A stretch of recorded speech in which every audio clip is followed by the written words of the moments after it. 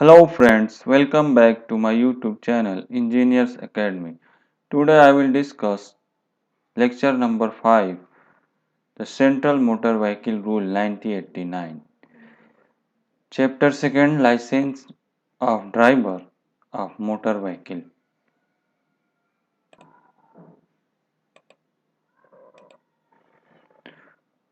Rule number 24, Driving School and Establishment. Driving school की establishment कैसे होती है? ड्राइविंग स्कूल इस्टेब्लिश करने के लिए आपको लाइसेंसिंग अथॉरिटी से लाइसेंस लेना पड़ेगा, जो कि फॉर्म 11 पे ग्रांटेड होता है लाइसेंसिंग अथॉरिटी के द्वारा। बिना लाइसेंस के आप कोई भी इंस्ट्रक्शन, ड्राइविंग सिखाने का इंस्ट्रक्शन, ड्राइविंग स्कूल में जो भी गतिविधि होती है उस तरह के कोई भी काम आप नहीं कर सकते हैं। Rule number 2, an application for grant or renewal of a license under sub rule 1 shall be made in form 12 or form 13. Licensing authority licence आपको ग्रांट या रिन्यूअल फॉर्म 12 या फॉर्म 13 पे आपको करती है। यानी आपको जो लाइसेंस बन के मिलेगा वो फॉर्म 12 पे होगा, या यदि रिन्यूअल करके दिया जा रहा है तो फॉर्म 12 या फॉर्म 13 पे होगा। और उसके लिए आपको एक फ़ी पे करना पड़ेगा, जो कि रूल नंबर 32 में स्पेसिफाइड दिया हुआ है। Explanation for the purpose of this rule and rule 25 to 28, licensing authority means an officer not below the rank of regional transport officer. Licensing authority वही हो सकता है जो रीजनल ट्रांसपोर्ट ऑफिसर रैंक का हो या उससे ऊपर का हो। उससे नीचे रैंक का कोई भी अधिकारी लाइसेंसिंग अथॉरिटी नहीं हो सकता है। Third number, the licensing authority shall when consider an application for the grant or renewal. Licensing authority जब आपको कोई लाइसेंस प्रोवाइड करती है या आपके लाइसेंस को रिन्यू करती है तो उसके लिए land, financial resources, maintenance of school, working staff, vehicle, इन सारी चीज़ों को वो देखती है। यदि ये आपके पास है तो आप लाइसेंस के लिए वैलिड हैं, और यदि इनमें से नहीं है तो आपका लाइसेंस डिसक्वालीफाई हो जाएगा, रिजेक्ट हो जाएगा। द फाइनेंशियल रिसोर्सेज, स्कूल को आपको चलाने के लिए, उसके मेंटेन के लिए, संचालन के लिए जो भी आपको फिनेंशियल रिसोर्स यानी मनी होनी चाहिए, एक रिक्वायर्ड मनी होनी चाहिए। The application on and maintain minimum one motor vehicle each of the type, यानी कि आपके ड्राइविंग स्कूल में हर एक तरह की एक कम से कम एक व्हीकल होनी चाहिए। यदि मान लीजिए बाइक भी हो सकती है, एक लाइट मोटर व्हीकल एक होनी चाहिए, हैवी मोटर व्हीकल एक होनी चाहिए, जैसे आपके लाइसेंसिंग अथॉरिटी के अकॉर्डिंग कम से कम मिनिमम एक व्हीकल आपके पास होनी चाहिए। The vehicle are available exclusive for purpose of imparting instruction, यानी कि जो व्हीकल हो उसका उससे बस पढ़ाने यानी कि आपको इंस्ट्रक्शन देने के लिए, जो भी आपके यहाँ एप्लीकेंट ड्राइविंग सीख रहा है उसको इंस्ट्रक्शन देने के लिए ज़रूरी है। ठीक है। नेक्स्ट है the application maintain the following apparatus, उसके अलावा कुछ अपार्टस भी होने चाहिए, जैसे ब्लैक बोर्ड हो गया, ठीक है, रोड रोड प्लान हो गया, ठीक है, मॉडल सिग्नल हो गया, चार्ट हो गया, ट्रैफिक सिग्नल चार्ट हो गया, चार्ट ऑन ऑटोमेटिक सिग्नल हो गया। ठीक है, तो इस तरह के जो भी रिक्वायरमेंट है जो कि एक इंस्ट्रक्शन देने के काम में आता है, एक ड्राइवर को जो जानकारी होनी चाहिए कि ट्रैफिक सिग्नल या ऑटोमेटिक सिग्नल कैसे होते हैं, ठीक है, ट्रैफिक कंट्रोल कैसे होता है, ये सारी जानकारियाँ वहाँ पे मुहैया होनी चाहिए।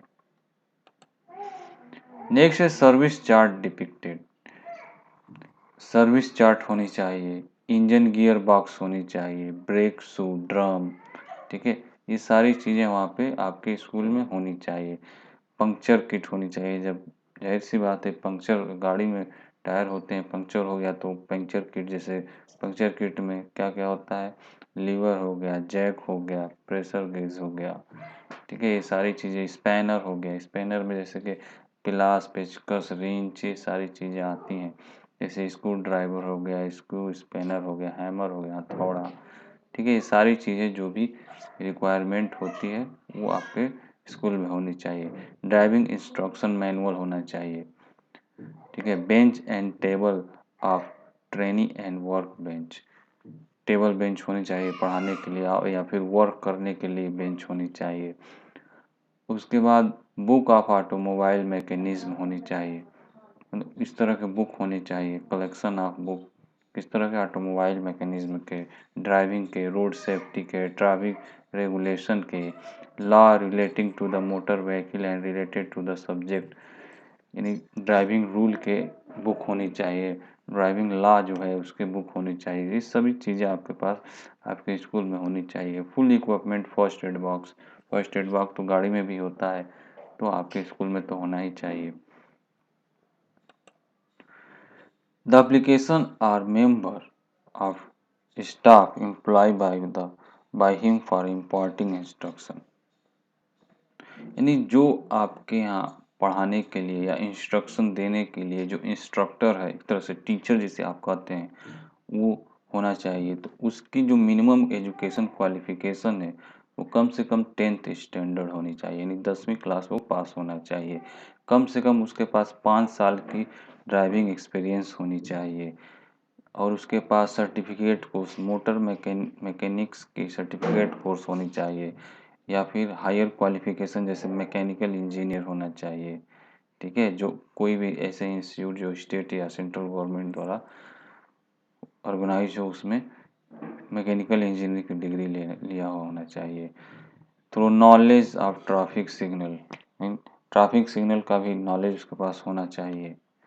Ability to demonstrate the explanation function of different component, हर तरह के कंपोनेंट को एक्सप्लेन कर सके, उसमें डिफ्रेंशिएट कर सके, इस तरह कम से कम उसके पास नॉलेज होनी चाहिए। एडुक्वेट नॉलेज ऑफ इंग्लिश और रीजनल लैंग्वेज, यानी कि कम से कम उसके पास इंग्लिश की इतनी नॉलेज हो कि वो आपको बोल सके और समझ सके, और या फिर रीजनल लैंग्वेज तो सबको आता ही है।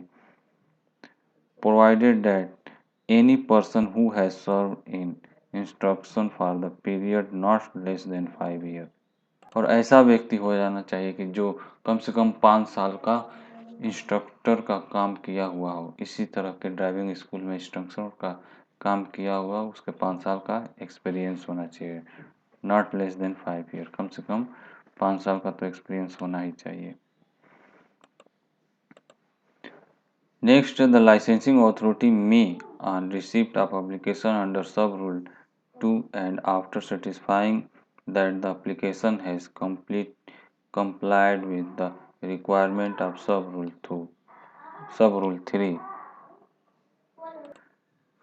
grant or renew license form number 11, यानी जो आपका लाइसेंस इशू किया गया हो फॉर्म 11 पे उसको ग्रांट कराना हो या फिर रिन्यू कराना हो तो विद इन 90 डेज के अंदर उसको होना चाहिए। यानी जब आपने लाइसेंसिंग अथॉरिटी ने आपके एप्लीकेंट को रिसीव किया उससे 19 डेज के अंदर आपके लाइसेंस को इशू होना चाहिए या फिर रिन्यूअल होना चाहिए। कोई भी लाइसेंसिंग अथॉरिटी आपके लाइसेंस को ऐसे मुंह से मुंजबानी कह के वो रिफ्यूज़ नहीं कर सकती है। यदि उसने आपके लाइसेंस को रिजेक्ट किया है तो उसको लिखित में आपको रीज़न बताना पड़ेगा, रिफ्यूज़ल रीज़न आपको बताना पड़ेगा लाइसेंसिंग अथॉरिटी द्वारा।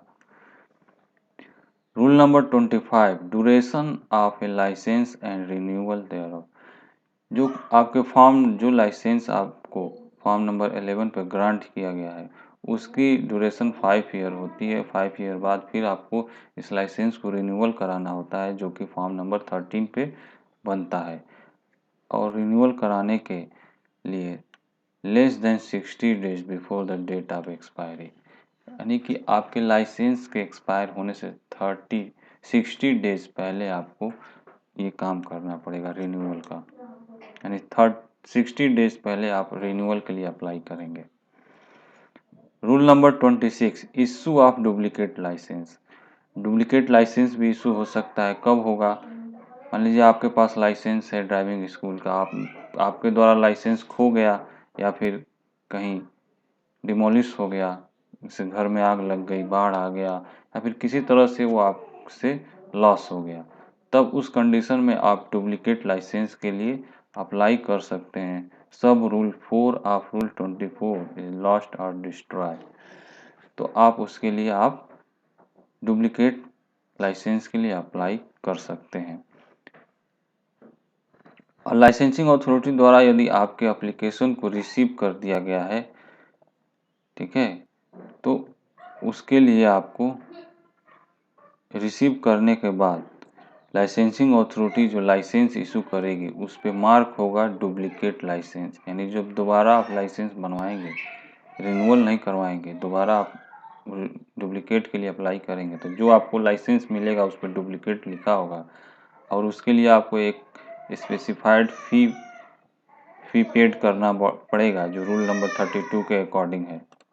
और यदि मान लीजिए आपको लाइसेंस इशू हो गया डुप्लीकेट और किसी कारण से आपको ओरिजिनल लाइसेंस फिर से मिल गया, तब उस कंडीशन में आप क्या करेंगे? जो डुप्लीकेट लाइसेंस है वो लाइसेंसिंग अथॉरिटी को आप सरेंडर कर देंगे, यानी लाइसेंसिंग अथॉरिटी को आप फिर आपको वापस कर देंगे। Rule number 27, general condition to be observe by the holder of a licence. देखिए अब जनरल कंडीशन क्या है, जो लाइसेंस होल्डर है उसके लिए जनरल कंडीशन क्या है? मेंटेन एन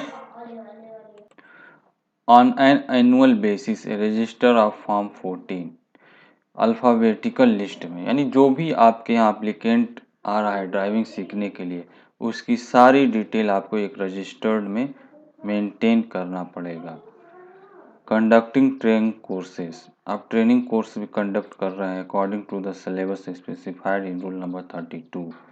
आपको ट्रेनिंग कोर्स भी कंडक्ट करना पड़ेगा जो कि रूल नंबर 31 के अकॉर्डिंग जो सिलेबस रिक्वायर्ड किया गया है लाइसेंसिंग अथॉरिटी द्वारा उसके according. Issue of every student who has completed course certificate form 5, और जो भी आपके यहाँ कोर्स ट्रेनिंग कोर्स ऑर्गेनाइज किया जा रहा है उसके लिए आपको एक सर्टिफिकेट भी इशू करना पड़ेगा जो कि फॉर्म 5 पे होता है। Submit to with the licensing authority granted to the licence such information, और ये जो जितने भी इंफॉर्मेशन है ये लाइसेंसिंग अथॉरिटी को आपको सबमिट करना पड़ेगा। Not shift the school,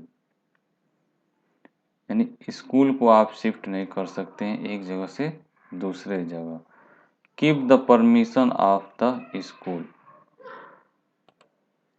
keep the permission of the school establishment and record and register maintained by it at all reasonable time open for the inspection। अब देखिए लाइसेंसिंग अथॉरिटी कभी भी जांच करने के लिए आ सकती है कि आपने रजिस्टर को मेंटेन किया है या नहीं, उसके लिए आपसे परमिशन नहीं लेगी।